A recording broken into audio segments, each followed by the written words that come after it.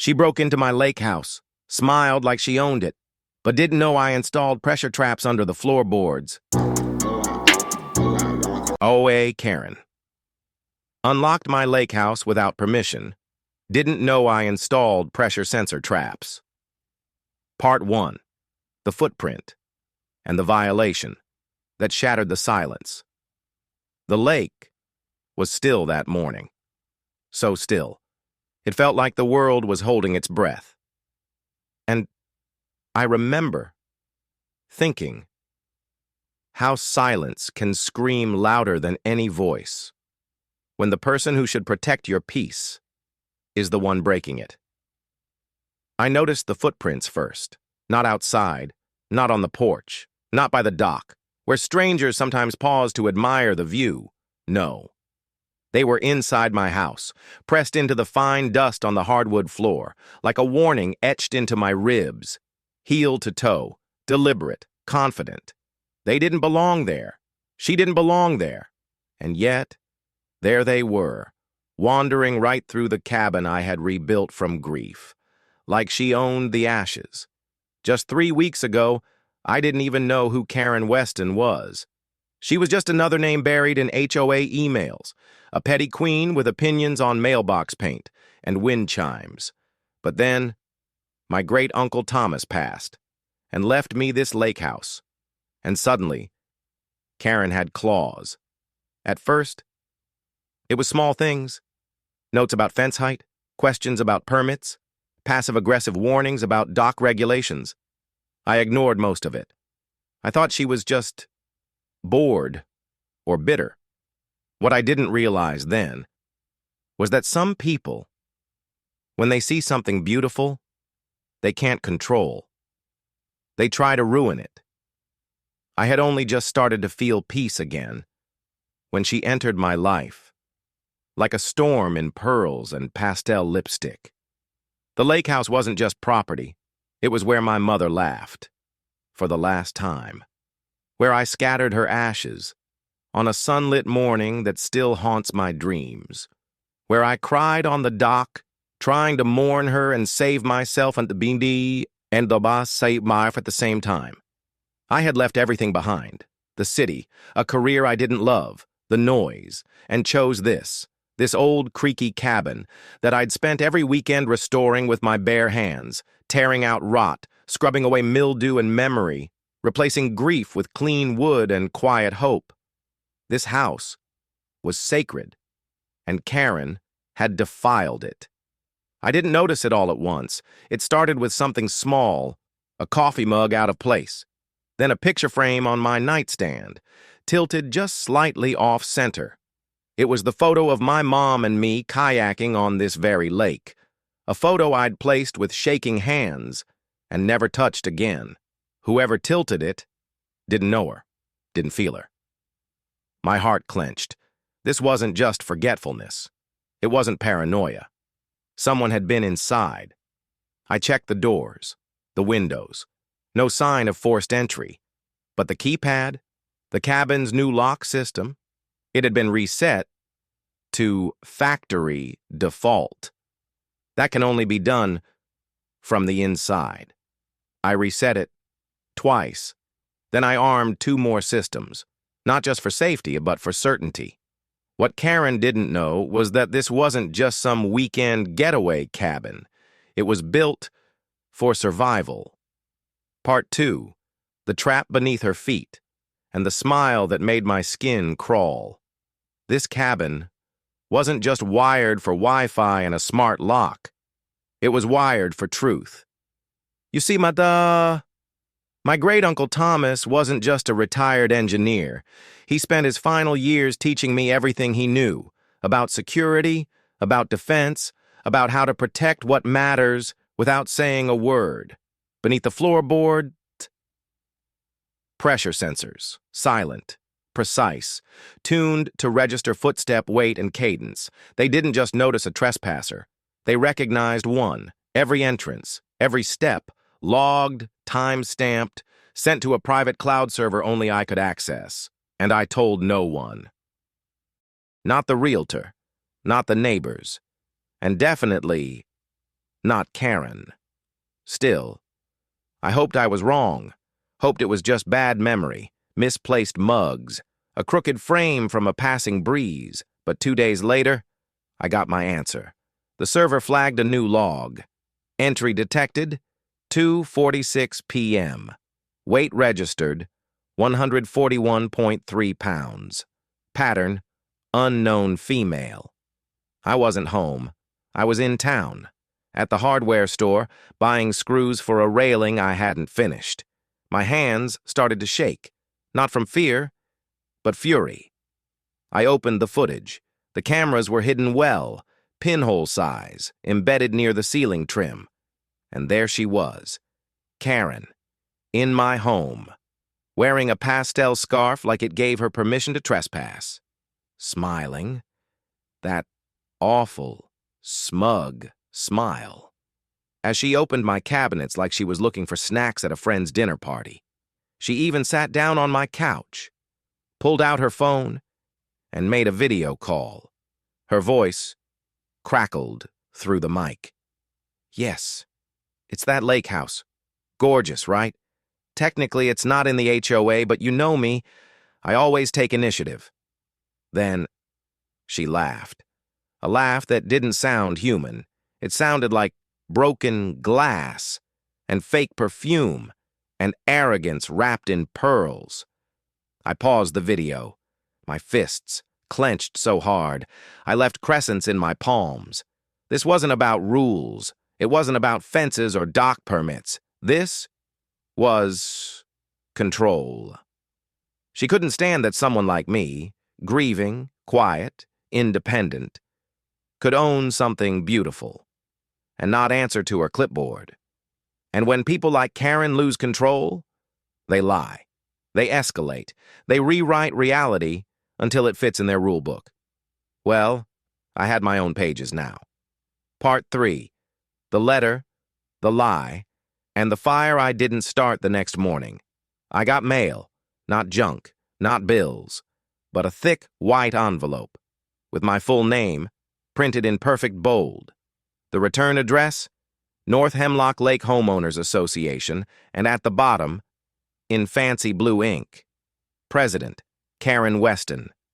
I didn't open it right away. I stood in the doorway, felt the paper in my hands, and let the weight of it settle. Then I sat at the kitchen table, tore the seal slowly, and unfolded what wasn't a letter. It was a threat, dressed as a warning, typed in cold formality, signed with that smug flourish. Karen claimed my dock violated shoreline uniformity standards. She claimed multiple complaints had been filed, that my unpermitted architecture could result in fines, inspections, and legal escalation. And the worst part? She enclosed a printed schedule with a highlighted time slot for when she and the HOA compliance team would be arriving for a full interior walkthrough.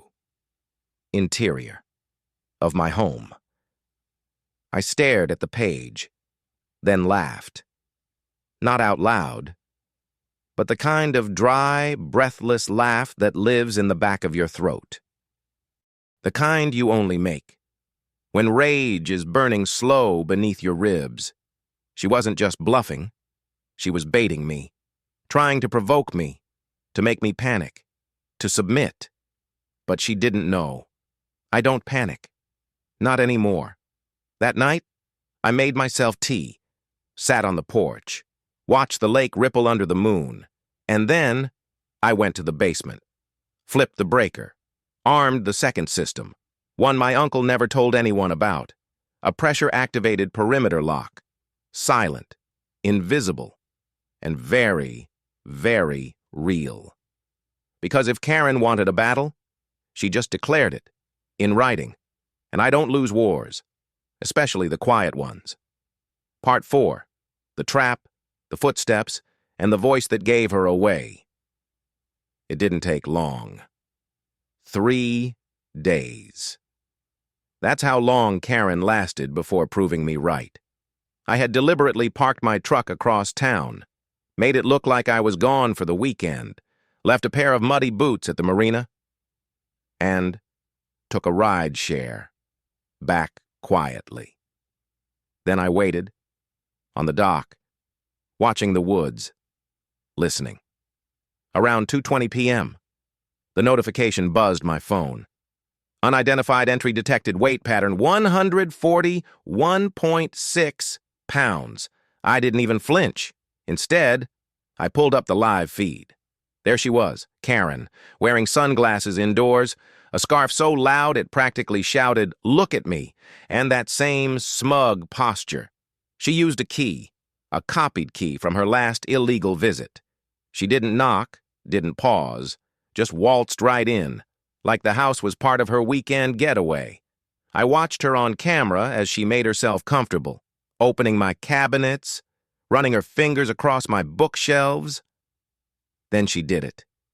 She pulled out her phone, made a video call, and said, "Yes, this is it. The lake house. Looks abandoned, right? Technically, it's outside HOA lines, but nobody's ever enforced that before." Then she laughed. That laugh. It wasn't just noise. It was a spark. And right on cue, the hallway chirped, a soft, high-pitched tone, just one note, the trap. Karen stopped moving. Her head tilted. She looked down and saw the tiny red LED blinking beneath the tile. She took a step back. Too late. A mechanical click echoed from the doorframe. The magnetic strip had locked the front entrance. Karen screamed. She spun around, yanked the handle, but it didn't budge. Then, the voice system kicked in. "This is a private residence. You are trespassing. Your presence has been logged."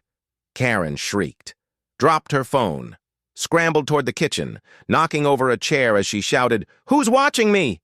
I was, quietly, remotely, safely. She tried the side door, but it was sealed, ran to the back, and just before reaching it, tripped, hard. The camera caught everything. She landed with a thud, got up limping, and disappeared out of view. 10 minutes later, a red SUV pulled up. She climbed in, still limping, and they sped away. I stood up from the dock, took a deep breath, and whispered, "That was your last uninvited visit." Because now, it wasn't just trespassing, it was evidence, and Karen, she had no idea the storm she just triggered. Part 5. The evidence, the officer, and the smile I didn't fake. I didn't hesitate. As soon as she left, I called Ellis, my lawyer, told him everything, the footage, the sensor logs, the fact that Karen used a copied key. He didn't even ask for confirmation, just said, "Email me everything."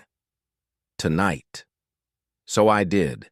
Every video file, every log, every screen capture, even a side-by-side image of her tripping over the hallway chair. He called back within the hour. "This is beyond trespassing. This is intimidation." Then we filed the report. Next morning, I drove into town, USB drive in hand, heart steady.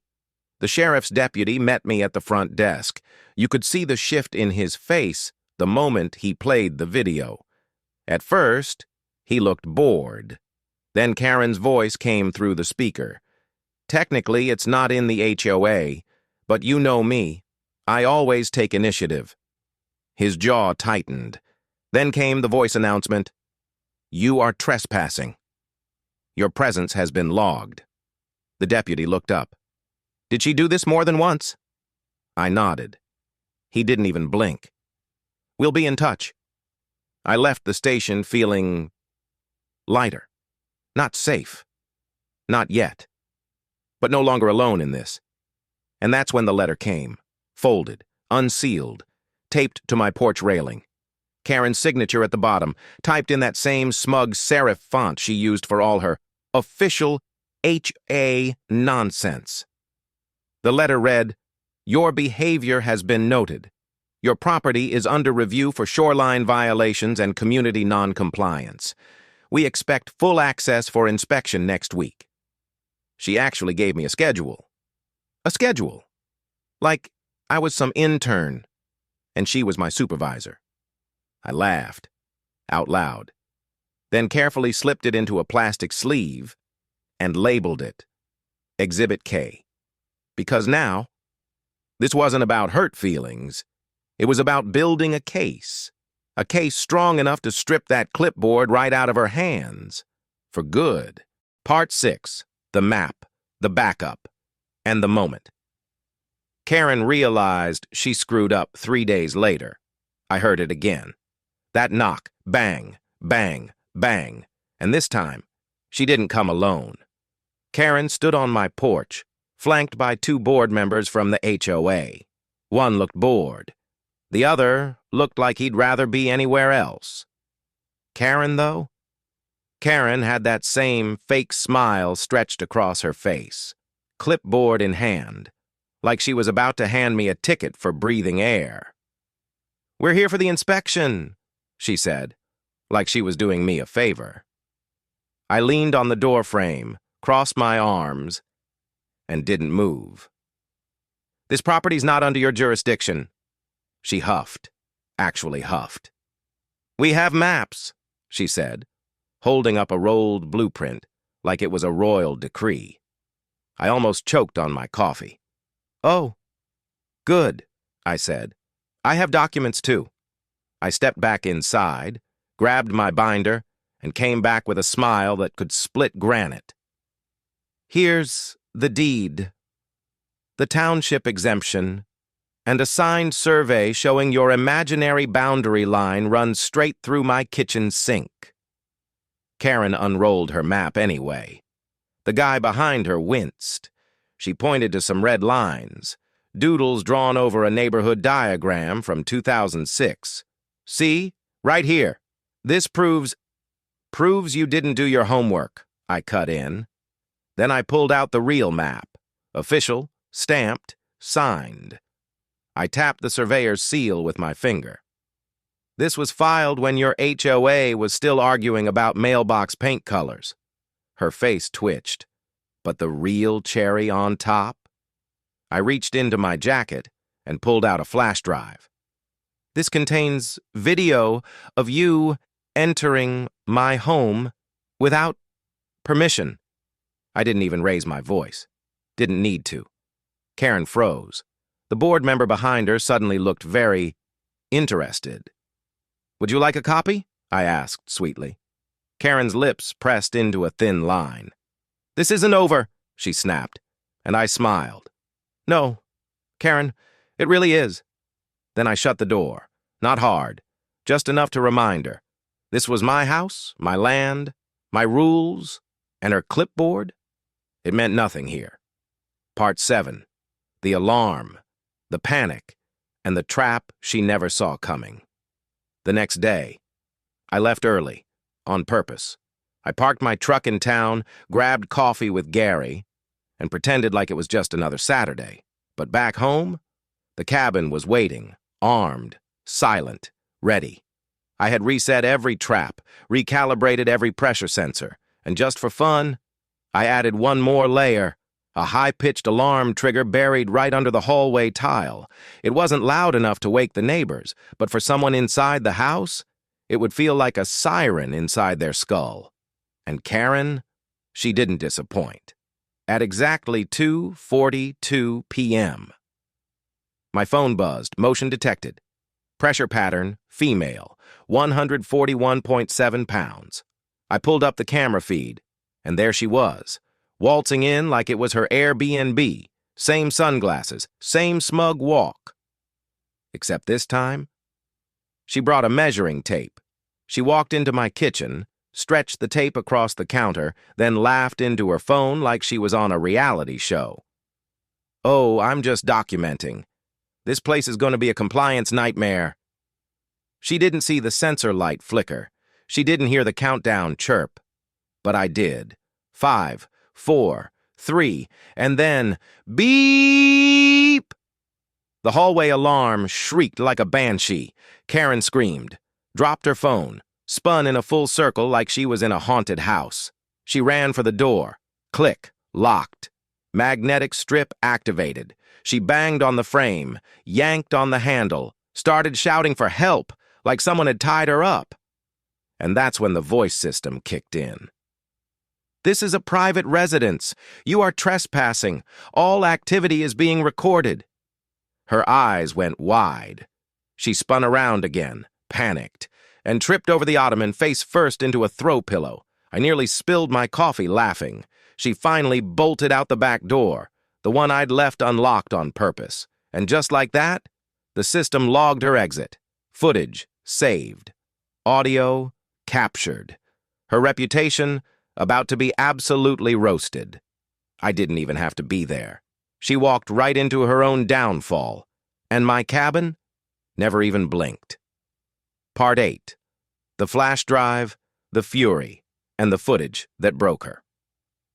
I didn't rush home. I didn't have to. Karen had already given me everything I needed. On a silver platter, wrapped in entitlement and ignorance. That night, I sat on the dock, laptop in my lap, listening to the crickets hum while the lake shimmered like it knew a secret. And then, I hit play. There she was, full high-def glory, stepping into my cabin like it was her lakefront condo, twirling her measuring tape, rolling her eyes at my decor, and muttering, "Can't believe she put the sink there. No taste." I paused, rewound, watched again. Every step she took, every sarcastic smirk, every word that oozed with condescension, was now burned into 3 separate flash drives. I made copies that night, one for my lawyer, one for the sheriff, and one for public viewing, just in case. Because I wasn't done. Not yet.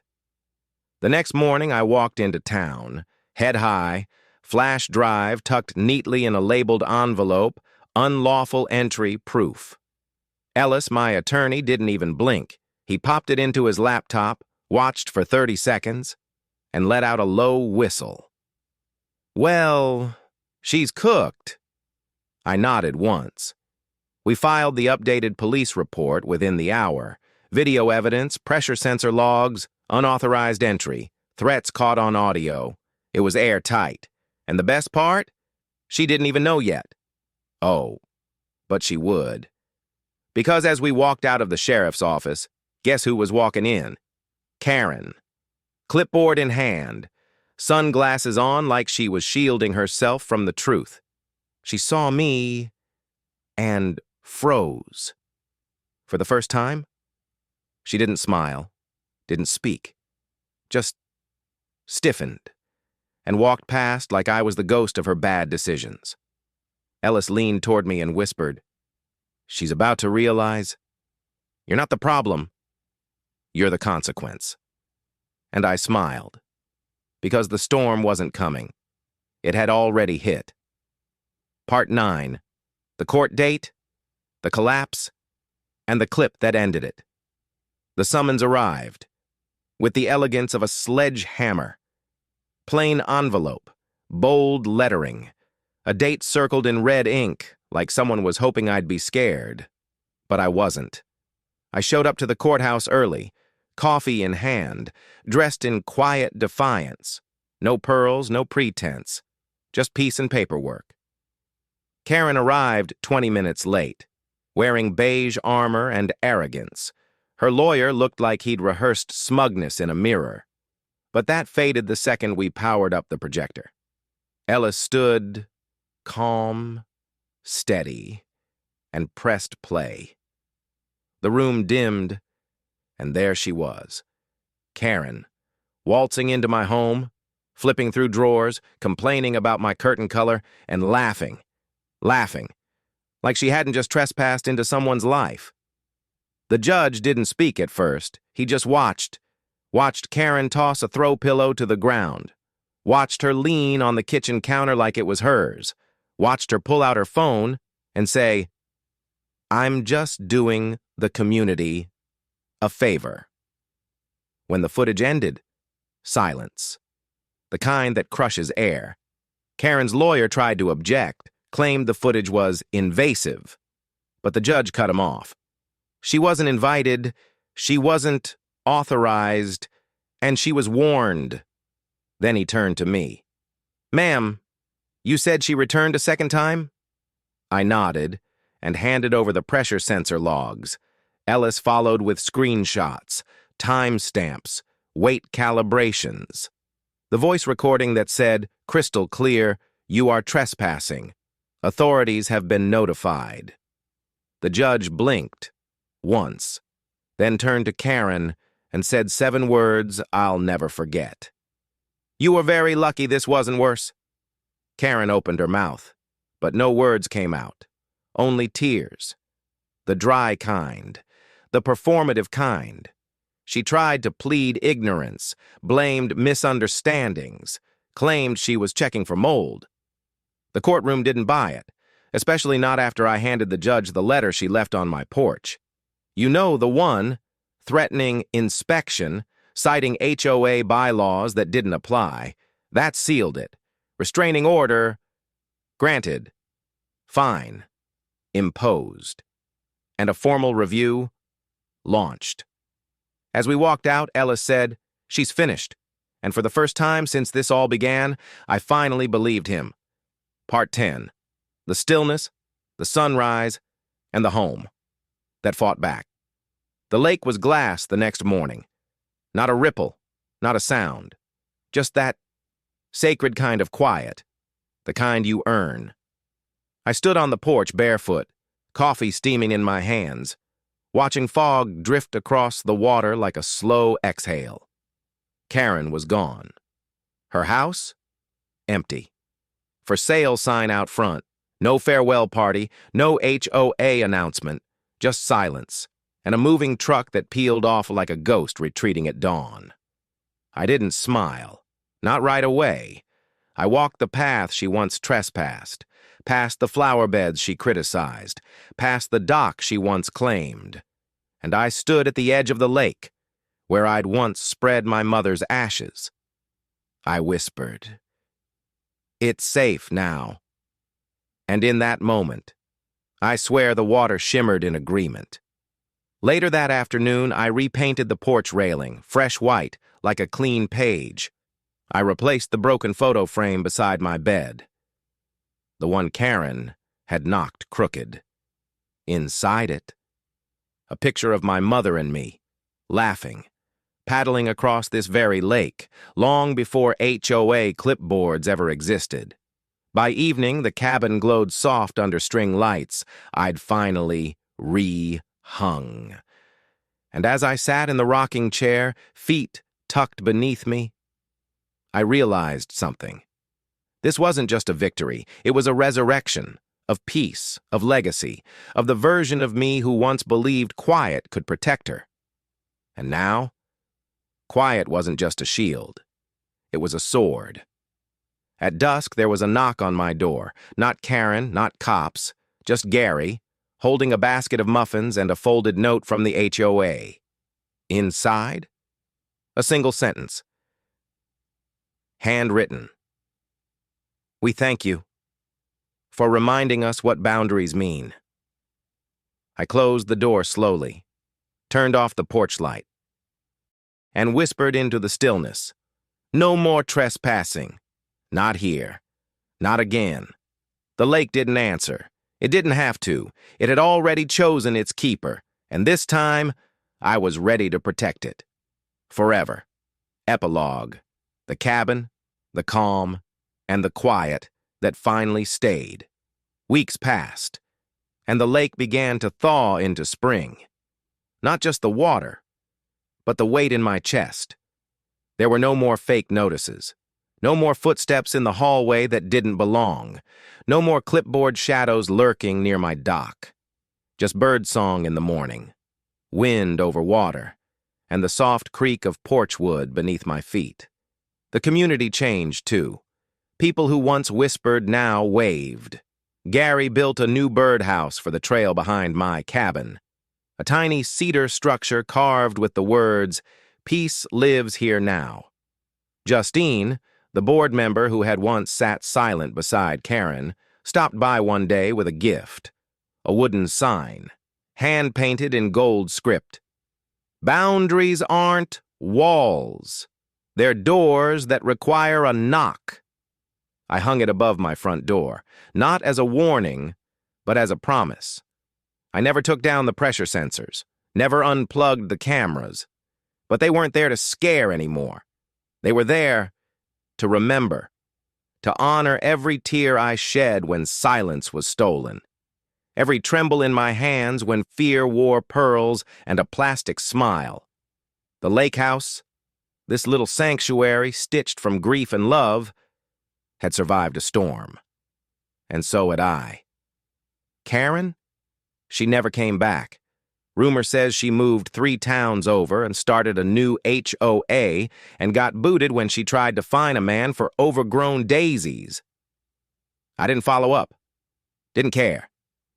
Because the truth was, she didn't matter anymore. Not here. Not in this peace I earned. Not in the reflection of the lake when it held my mother's smile, or the sound of the screen door closing gently behind me.